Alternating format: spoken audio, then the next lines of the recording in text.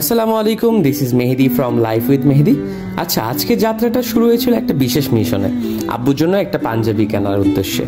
ভাবিনি কাজটা এতটা কঠিন হবে, কিছুতেই মনের মতো হচ্ছে না। পাঞ্জাবির রং, ডিজাইন, ফিটিং কোথাও না কোথাও খুঁত থেকেই যাচ্ছে।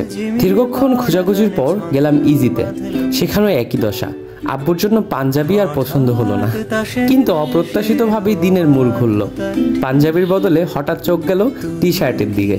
আব্বুর জন্য একটা দারুণ টি শার্ট নিয়ে নিলাম। আমার নিজের কিছু কেনার পরিকল্পনা ছিল না, কিন্তু কি একটা অবস্থা ভাই, যা দেখছি তাই ভাল লাগতেছিল।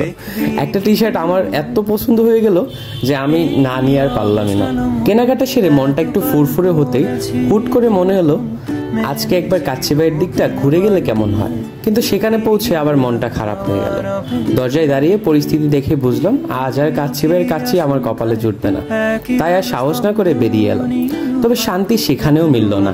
বাইরে বেরিয়ে সাক্ষাৎ হলো নগর জীবনের চিরন্তন সঙ্গীর সাথে, আর সেটা হচ্ছে রাস্তার জ্যাম। মেজাজটা একটু খিসড়ে গেল বই কি। ঠিক করলাম জ্যামের ক্লান্তি ভুলতে মুক্তমঞ্চ থেকে এক প্লেট ফুচকা খাওয়া যাক আজকে। সব মিলিয়ে আজকের দিনটা থাকলো একটু অগোছালো। যাই হোক, এটাই জীবন। সবাই ভালো থাকবেন, দেখা হবে পরের ব্লগে। টাটা।